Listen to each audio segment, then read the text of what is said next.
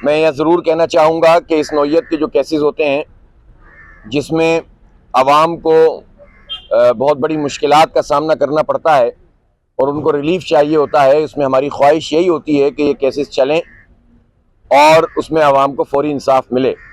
बहरहाल हमारे फाजिल जज साहब ने ये यकीन ज़ाहिर है कि हियरिंग के दौरान कई मरतबा ये बात फरमाई है कि इस केस का जब भी फैसला होगा तो जिस डेट से ये केस दाखिल हुआ है उस वक्त तक से जो कुछ भी फ्यूल एडजस्टमेंट चार्जेस में जो नाजायज़ चार्जेस लगकर आए वो वापस किए जाएंगे। तो इसलिए कदरे हमें इत्मीनान तो होता है, लेकिन हम फिर भी फौरी इंसाफ चाहते हैं और लोगों को तो ज़ाहिर है हर दफ़ा जब बिल आता है तो मुश्किलात का सामना करना पड़ता है। ये ज़रूर है कि जब से हमने अपनी इस एक्टिविटी को मज़ीद बढ़ाया है, एहतजाज किया है और हाई कोर्ट में पिटीशन फाइल की है, तो के इलेक्ट्रिक जो ज़ाहिर एक माफिया की सूरत में मौजूद है, इसने अपने आप को जान छुड़ाने के लिए और अपना तासुर बेहतर करने के लिए ही सही, लेकिन हमारी इस जिद्दोजहद के नतीजे में आवाम को ये रिलीफ मिला कि 4 रुपये 87 पैसे इस मरतबा जो कम होकर बिजली के बिलों में पर यूनिट आए हैं। मैं कराची के लोगों को मुबारकबाद पेश करता हूँ कि वो हमें सपोर्ट करते हैं और हम इस माफिया का मुकाबला कर रहे हैं। ये बात बहुत वाज़ेह है कि के इलेक्ट्रिक माफिया के साथ तमाम पार्टियां हैं, तमाम माफियाज हैं और जमात इस्लामी का उनसे मुकाबला है। अल्हम्दुलिल्लाह जमात इस्लामी के साथ कराची के 3 करोड़ अवाम है और के इलेक्ट्रिक के साथ तमाम पार्टियां हैं। तमाम का मतलब तमाम, चाहे वो अपने आप को बेईमान, ईमानदार, बहुत अहल, बहुत खुददार कहते हो, वो सारे के इलेक्ट्रिक माफिया का हिस्सा हैं, उसके रैकेट का हिस्सा हैं और उनसे मराहत लेते हैं। उनके अकाउंट्स आप चेक कर लें, अबराज कैपिटल के साथ, अबराज ग्रुप के साथ जिनकी खाते बंधे हुए हैं, वो लोग कभी भी कराची के अवाम से वफादार नहीं हो सकते जो के इलेक्ट्रिक माफिया के साथ हैं और के इलेक्ट्रिक को बहुत अच्छा इदारा कहते हैं। इसलिए जमात इस्लामी खड़ी है अल्हम्दुलिल्लाह और उसके साथ कराची के अवाम की सपोर्ट मौजूद है। हम ये केस लड़ेंगे इंशाअल्लाह और हमारी संजीदगी ये है कि रात 2 बजे तक मैं खुद इलेक्शन कैंपेन में था, बल्दियाती इलेक्शन हो रहे हैं, लेकिन आज सुबह से अल्हम्दुलिल्लाह हमारी पूरी टीम और मैं खुद भी यहाँ पर मौजूद हूँ। आप इससे समझ सकते हैं कि हम इन केसेस को कितनी संजीदगी से लेते हैं और ख़ुद जो है इसको फॉलो करते हैं अपने फाजिल वकला के साथ। मैं ये ज़रूर कहना चाहता हूँ कि जितनी रिपोर्ट्स आती चली जाती हैं कि इलेक्ट्रिक माफिया एक्सपोज होती जाती है और उसके सहूलतकार भी। 2005 में लोग कहते हैं ना प्राइवेटाइजेशन का बहुत फ़ायदा हुआ। हमारे एक बहुत बड़ी पार्टी है, उसके कराची के मेयर के भी उम्मीदवार हैं, वो उन्होंने कहा कि इलेक्ट्रिक पाकिस्तान की सबसे अच्छी बिजली वाली कंपनी है और बड़ा फ़ायदा हुआ इससे। मैं पूछना चाहता हूं उन साहब से कि 2005 में ये जो हमारा KESC था जो प्राइवेटाइज नहीं हुआ था, वो 9,304 मिलियन यूनिट प्रोड्यूस करता था, जनरेट करता था, पैदावार थी 9,304 मिलियन यूनिट। और उसके बाद आज 2022 में खुद के इलेक्ट्रिक की एनुअल रिपोर्ट देख लीजिए, उसमें 8,600 कुछ यूनिट हैं। 8% 17 साल में पैदावार में कमी की है के इलेक्ट्रिक ने। इनको जनरेशन का भी लाइसेंस मिला हुआ है, ट्रांसमिशन का भी मिला हुआ है, डिस्ट्रीब्यूशन का भी मिला हुआ है। और जब हमने कहा कि ये लाइसेंस कैंसिल होना चाहिए तो असद उमर, रज़ाक दाऊद और उनकी नदीम बाबर, ये सारे लोग जो PTI के गुजरा थे पिछली हुकूमत में, जजों के चैम्बर में चले गए और कहा कि खुदा के लिए ये लाइसेंस कैंसिल ना करें। मैं पूछना चाहता हूं कि ये लोग ये अरस्तु हमें बताएं कि कराची के लोगों ने क्या कसूर किया है कि आपने उनका लाइसेंस कैंसिल होने से बचाया और नई कंपनियों को आप इन्वाइट नहीं करते। एक मोनोपोली है जो इस वक्त उन लोगों के जो माशी दहशतगर्दी कर रहे हैं, व्हाइट कॉलर क्रिमिनल्स हैं जो कि इलेक्ट्रिक के पूरे सिस्टम को चला रहे हैं और उनके ये सहूलतकार बने हुए हैं। इस वक्त नून लीग की हुकूमत है, इससे पहले भी नून लीग की हुकूमत थी, मोहम्मद जुबैर साहब गवर्नर थे। हमने 4 दिन का धरना दिया कि इलेक्ट्रिक के खिलाफ, 2017 की बात है। और उस वक्त फिर उनके साथ एक मुआहिदा हुआ कि वो जो 13 पॉइंट्स हमने लिख कर दिए थे जो के इलेक्ट्रिक माफिया के हवाले से थे कि उसको एड्रेस किया जाएगा, लेकिन नून लीग ने भी के इलेक्ट्रिक की सहूलतकारी की। बल्कि जब लोड शेडिंग बढ़ जाती थी, लोग चीखने लगते थे, तो गवर्नर हाउस में इजलास होता था और इस इजलास में के इलेक्ट्रिक को मजीद सहूलत दे दी जाती थी। फिर उसके बाद इमरान इस्माइल साहब गवर्नर बने, पूरे 3.5 साल के इलेक्ट्रिक माफिया के सपोर्टर रहे। फिर उसके बाद मजीद गवर्नर हाउस तो खैर अभी अभी आए हैं टेसूरी साहब, लेकिन पीपल्स पार्टी हो, नून लीग हो या पीटीआई हो और एमक्यूएम तो सबके सज्जन, सबका बेली है और हर वक्त जो है वो अपनी कीमत लगाने के लिए तैयार हैं। तो ये सारे लोग मिलकर के इलेक्ट्रिक माफिया को सपोर्ट करते हैं।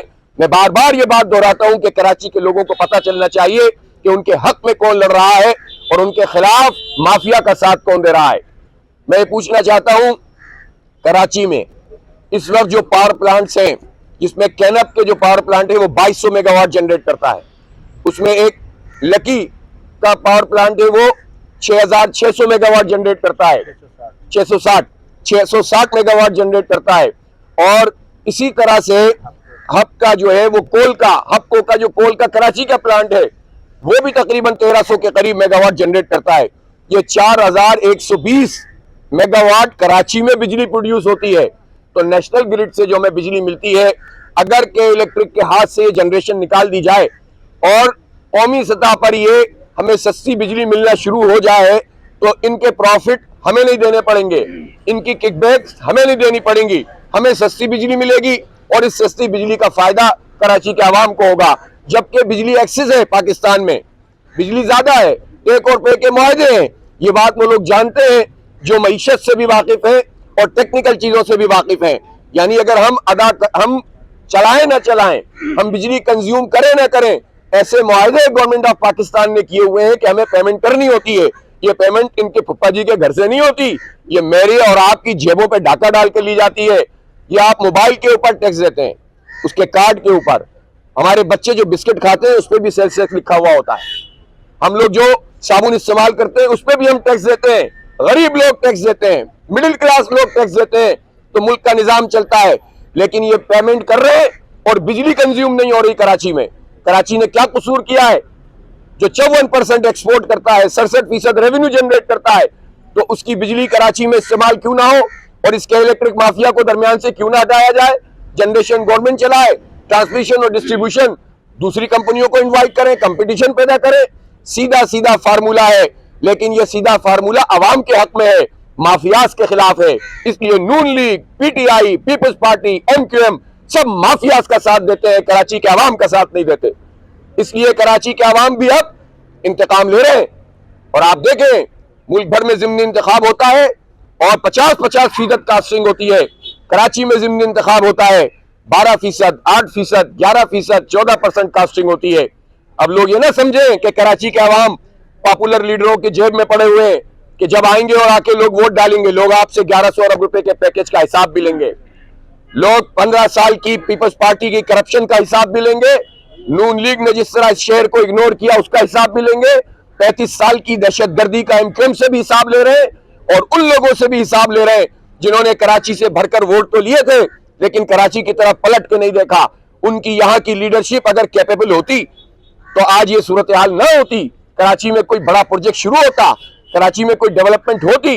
विफाक इतना बड़ा इदारा होता है, अगर वो कुछ करना चाहे तो कोई रोक नहीं सकता उसको।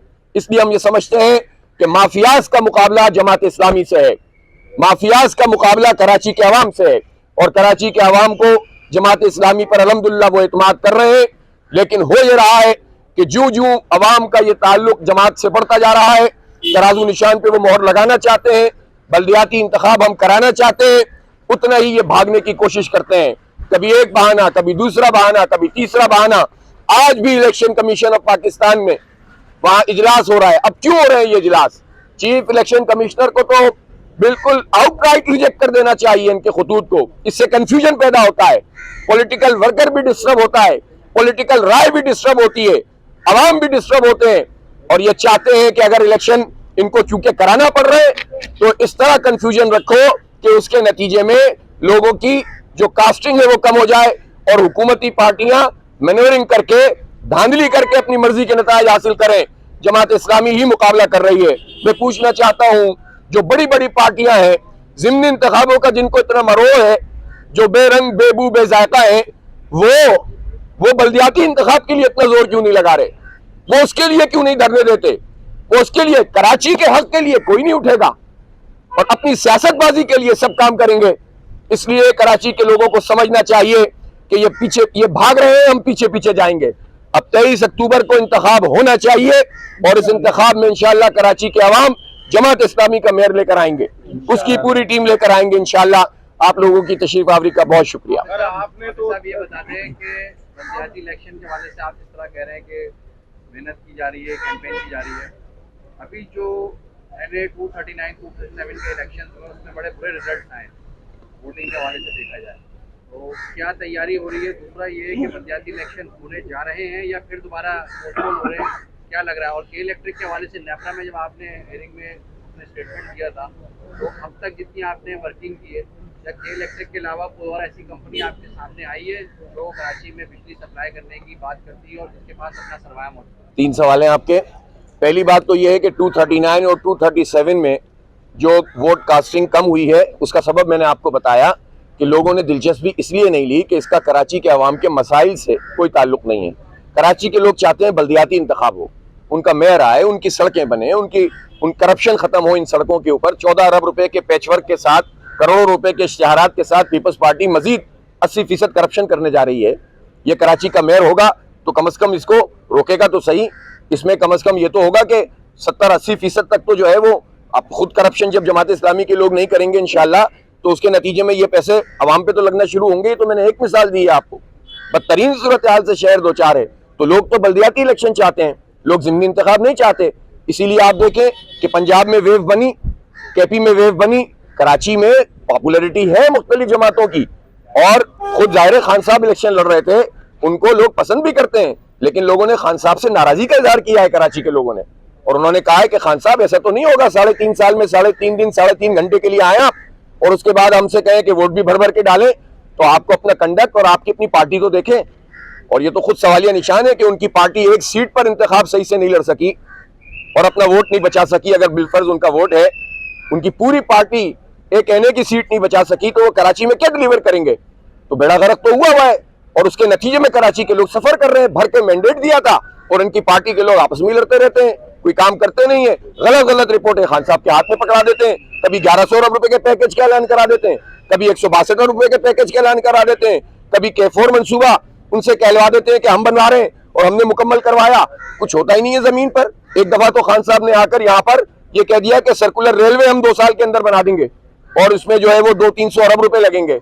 ना सूत, ना कपास और कोलियों में लट्ठम लट्ठा, ना कोई चीज थी, और जो है उनसे ऐलान करवा देते हैं। तो इतनी नाअहल किस्म की जो क़यादत यहाँ मौजूद है, वो क्या डिलीवर करेगी? इसीलिए बल्दियाती इलेक्शन से सब भागते हैं, इसीलिए वो भी उस पर ज्यादा आवाज नहीं उठाते।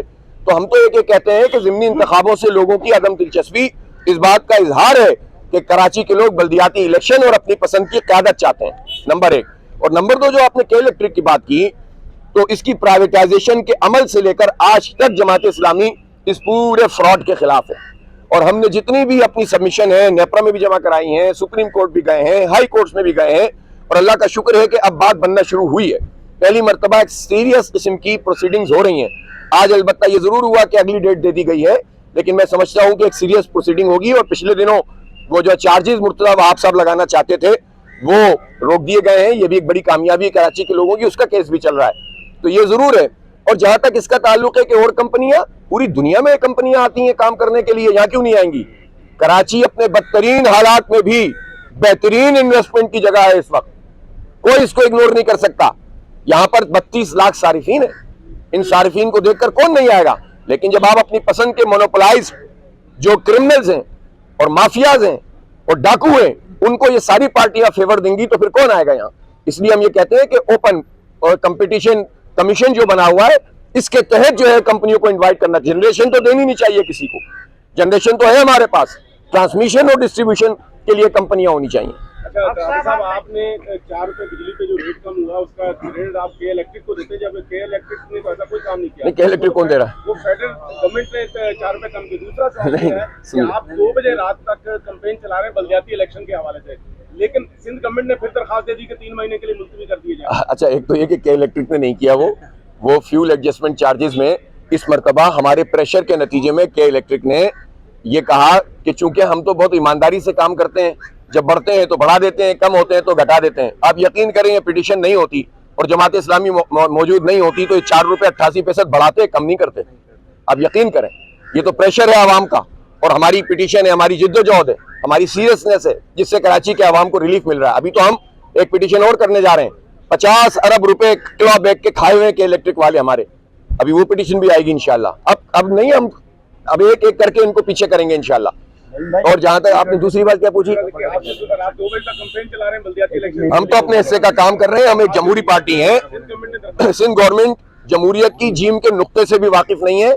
वसीयत और विरासत और खानदान पर चलने वाली पार्टी, वडेरों का एक इत्तेहाद है, जागीरदारों का एक इकट्ठ है, और ये मकामी हारियों को डिबोकर बर्बाद करके सिंध असम्बली में अक्सरियत हासिल करने वाला एक माफिया है, और इनके सहूलतकार एमक्यूएम है, और तकरीबन सभी लोग इस वक्त तो उनको सपोर्ट कर रहे हैं कि वो बल्दियाती इलेक्शन से फरार हासिल करना चाहते हैं। वो ग्रास रूट डेमोक्रेसी से भागते हैं, वो इख्तियारात को अपनी पार्टी के लोगों को भी नहीं देना चाहते। वो देख रहे हैं कि कराची में पीपल्स पार्टी के लोग जमात इस्लामी को सपोर्ट कर रहे हैं कराची के इश्यूज पर, इसलिए भाग रहे हैं। एक खत लिखते हैं, हम जवाब दे देते हैं, वो दूसरा लिखते हैं, हम आधा घंटे में जवाब दे देते हैं, उन्होंने तीसरा काम ने 1 घंटे में जवाब दे दिया। हम भी इलेक्शन कमीशन में पूरी तरह से अपने मौकिफ के साथ मौजूद हैं। अब आइन की जो उनकी हैसियत है इलेक्शन कमीशन ऑफ पाकिस्तान की, आइन की आर्टिकल 220 के तहत इलेक्शन कमीशन ऑफ पाकिस्तान तलब कर सकता है पाकिस्तान के किसी भी इदारे को, चाहे वो फौज हो, चाहे वो एफसी हो, चाहे वो रेंजर्स हो, या किसी भी सूबे की पुलिस हो, और किसी भी महकमे को वो तलब कर सकता है।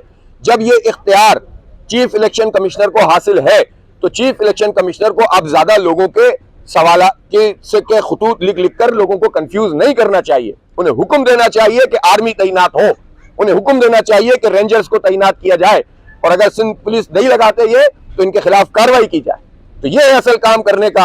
अगर वो खतूत लिखते रहेंगे और उसके जवाब में वो महकमों से पूछते रहेंगे तो इलेक्शन का तो दिन आ गया है बिल्कुल।